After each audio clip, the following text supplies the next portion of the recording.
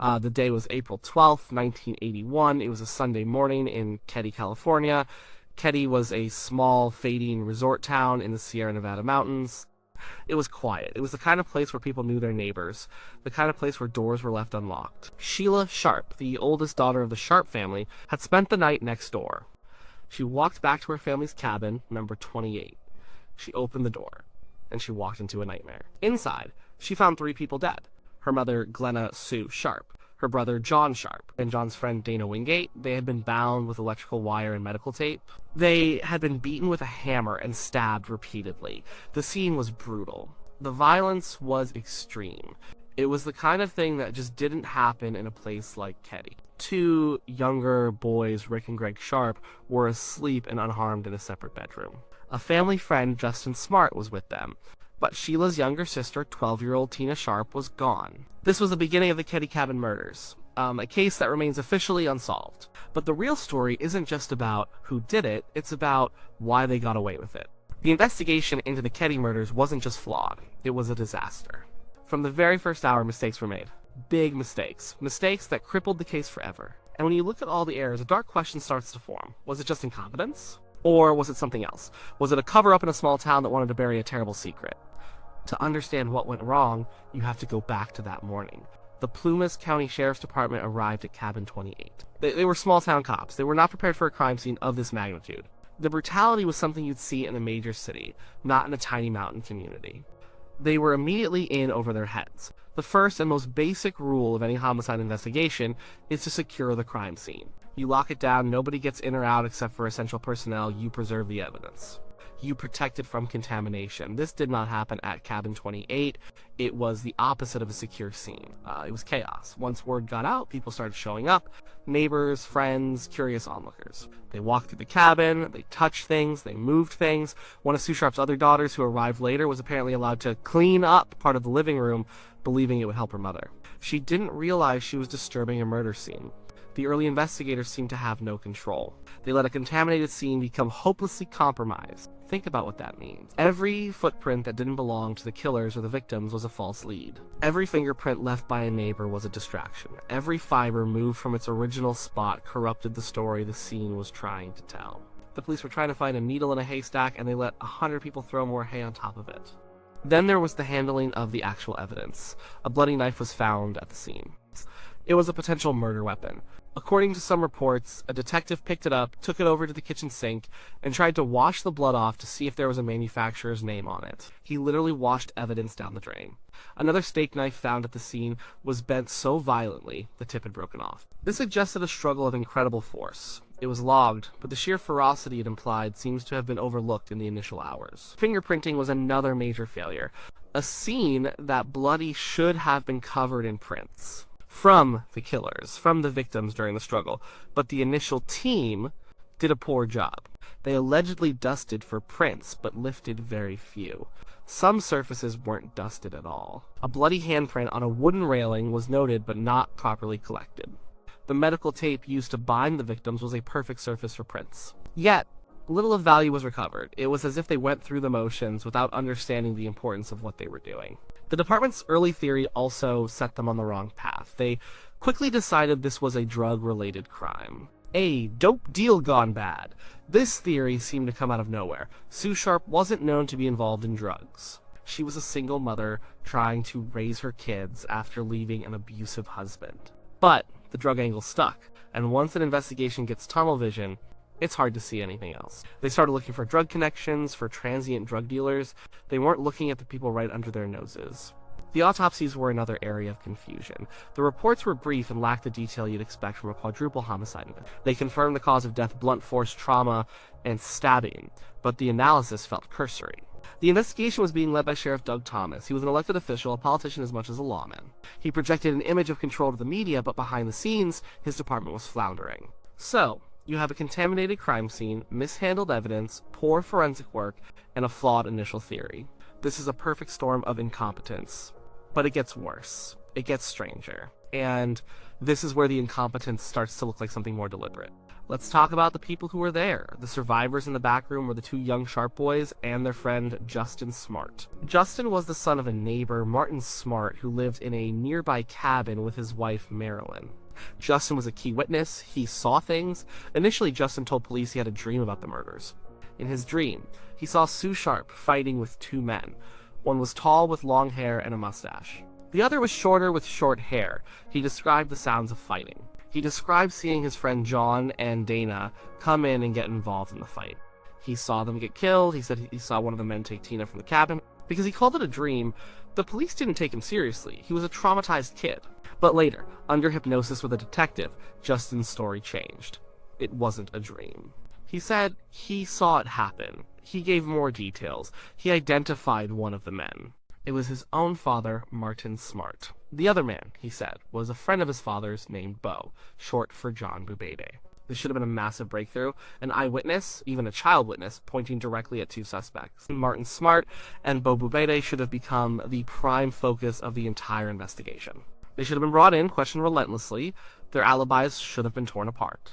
Their home should have been searched with a fine-tooth comb. That didn't really happen. Martin Smartt was questioned, but his interview was surprisingly casual. He claimed he had lost a hammer around that time. This was significant because a hammer was one of the murder weapons. The police knew this, yet they didn't press him hard on it. He gave a weak alibi. He and Bo were at a local bar that night. They left, he said, and he went home. He claimed he didn't see or hear anything. Martin Smartt's behavior was deeply suspicious. Just a few days after the murders, he abruptly left Keddie. He drove to Reno, and from there he moved out of state, taking his family with him. This is not the behavior of an innocent man. It's the behavior of a man running from something. And who was Bo Boubede? He was a shady character with connections to organized crime in Chicago. He was staying with Smartt at the time of the murders. He also left Keddie shortly after the crime. Two prime suspects, identified by an eyewitness, were essentially allowed to just walk away. The police seemed bizarrely uninterested in them. They were still focused on the drug deal theory. This is the point where simple incompetence becomes hard to accept as the only explanation. So why would you ignore your only eyewitness? Why would you let your two main suspects leave town without a fight? This is where the idea of a cover-up begins to take hold.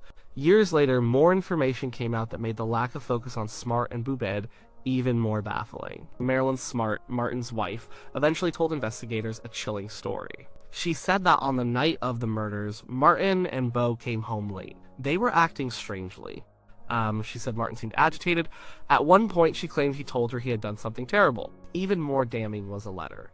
After Martin left her, he wrote her a letter. In it, he allegedly confessed. He wrote something to the effect of, "I've paid the price for your love and it's cost me my soul. I've killed for you, but you don't want me." The letter supposedly went on to mention details about the murders that only someone who was there would know. Marilyn gave this letter to the Plumas County Sheriff's Department. She handed them a written confession from their prime suspect. And what did they do with it? Nothing. The letter vanished. For decades, it was as if it never existed. The department claimed they never received it, or that they lost it. A confession from the main suspect in a quadruple homicide, and they just misplaced it. It's almost impossible to believe. So why? Why would the police protect Martin Smartt? This is the central mystery of the Keddie case. There are a few theories. One theory is that Smartt was a confidential informant for the sheriff's department. In small towns, police often rely on informants to keep tabs on criminal activity, especially drug activity. If Smartt was feeding them information, they might have been motivated to protect him, or at least look the other way. Revealing him as a killer would also reveal their relationship with him, which could be embarrassing or even legally problematic. It might explain their fixation on the drug angle. Perhaps that was the world Smartt was supposedly giving them information about. Another theory involves personal relationships. In a town as small as Keddie, everyone knows everyone. The lines between personal and professional can get blurry. Sheriff Doug Thomas knew Martin Smartt. They weren't strangers. Was there some kind of friendship, some kind of loyalty that went beyond the law? Did the sheriff simply not believe that someone he knew could be capable of such a monstrous act? It seems unlikely given the evidence, but small-town dynamics can be powerful. There's also the possibility of fear. Bo Boubede was not just a drifter, he had mob ties. He was a dangerous man. Perhaps the local police were simply scared. Scared of him. Scared of what he was capable of. Maybe they thought it was easier and safer to let him and Smartt leave town than to confront them and risk the consequences. It's a cowardly thought, but it's a human one. Whatever the reason, the investigation stalled. The trail went cold. For years, nothing happened. The families of the victims were left with no answers, no justice. They knew something was wrong with the investigation. They knew the police had failed them. But they were powerless. Then, 3 years later, in 1984, there was a discovery. A piece of a human skull was found in the woods about 30 miles from Keddie. It was identified through dental records as belonging to Tina Sharp, the missing 12-year-old girl. This confirmed she had been murdered, her body dumped far from the cabin. Around the time her remains were found, an anonymous call was made to the sheriff's department. The caller claimed the skull belonged to Tina. The call was traced to a payphone, but the caller was never identified. But here's the disturbing part. The remains had not yet been publicly identified as Tina's. Whoever made that call had inside knowledge. It was someone who knew what happened to her.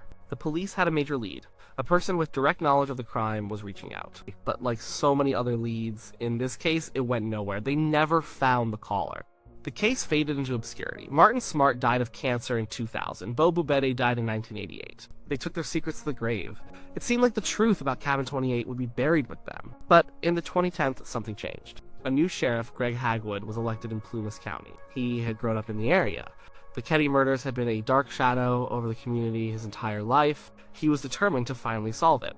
He assigned a dedicated investigator, Mike Gamberg, to re-examine the case from scratch. What they found in the old evidence files was shocking. It confirmed the worst fears about the original investigation. Evidence was missing, reports were incomplete. The confession letter from Martin Smartt was nowhere to be found. But Gamberg and Hagwood started digging. They went back to talk to people the original investigators had ignored. They re-examined every piece of evidence they still had. And they found things. Were big things. They found a therapist who had counseled Marilyn Smartt years after the murders. The therapist confirmed that Marilyn had told him everything. She told him Martin and Bo were the killers. She said that on the night of the murders, she had gone to the Sharp cabin to check on her son, Justin. She interrupted the crime in progress. She saw the bodies. She said Martin confessed to her that he and Bo had killed Sue Sharp because she was trying to convince Marilyn to leave him. John and Dana were killed simply because they walked in at the wrong time. Tina was killed because she saw too much. The therapist's testimony lined up perfectly with what an eyewitness, Justin Smartt, had said all those years ago. Then came the hammer. Martin Smartt had told police he lost a hammer around the time of the murders. Gamberg believed the hammer had been thrown into a local pond. In 2016, he organized a search of that pond. And there, buried in the mud, they found it, a hammer that matched the type Smartt owned. A hammer that was consistent with the murder weapon. It was found exactly where a new witness, a man who had been friends with Smartt, said Smartt had told him to get rid of a weapon. The new investigation also uncovered a recording of that anonymous 911 call from 1984, the one about Tina's skull. They played it for people who knew the main suspects. Several people identified the voice. They said it sounded like Boubede. Piece by piece, the new investigators put together the case that the original department should have built in 1981. The evidence points overwhelmingly to two men, Martin Smartt and John Boubede. It's believed a third man, a local acquaintance named D. Lake, may have been involved as a lookout or an accomplice. Lake is also now deceased, so we have a clear picture of who likely did it. But the question remains, why was the initial investigation so badly bungled? Looking back, it seems it was a mix of everything. It was profound incompetence from a police department that was completely unprepared for a crime of this nature. They failed at the most basic elements of police work: securing a scene, collecting evidence, interviewing witnesses. But it also seems to have been something more: the refusal to take Justin Smartt's testimony seriously, the casual questioning of Martin Smartt, the loss of a written confession, the failure to stop the main suspects from leaving town. These are not just simple mistakes. They are colossal failures of duty. They reek of willful ignorance, if not outright protection. Sheriff Doug Thomas, who oversaw the original investigation, has since passed away. He never truly had to answer for his department's failures, but his legacy is a case that remained unsolved for decades, allowing killers to live out their lives without facing justice. The small-town cover-up theory is no longer just a theory. It's the most logical explanation for what happened. It probably wasn't a grand, sinister conspiracy planned in a smoky backroom. It was more likely a quiet, unspoken agreement to look the other way. It was a combination of fear, misplaced loyalty, and a desire to make a problem go away by letting the suspects leave town. The problem was that the problem didn't go away. It festered. It became a permanent scar on the community. The story of the Keddie Cabin Murders is a tragedy on multiple levels. It's the tragedy of the 4 lives that were brutally taken. It's the tragedy of the survivors who had to live with the trauma and the lack of answers. And it's the tragedy of a failed system. It shows what can happen when law enforcement, whether through incompetence or intent, fails to do its job. It shows how, in a small, isolated community, secrets can be kept and justice can be denied. The new investigators have brought clarity to the case. They have all but solved it. They have identified the killers. But they can't make an arrest. The men responsible are dead. So there will be no trial, no conviction, no official closure in a courtroom. The only thing left is the truth. And the truth is that the Sharp family, John Wingate and his son Dana, were not just victims of a horrific crime. They were also victims of a catastrophic and shameful failure of justice. The stain of that failure is what truly haunts Cabin 28.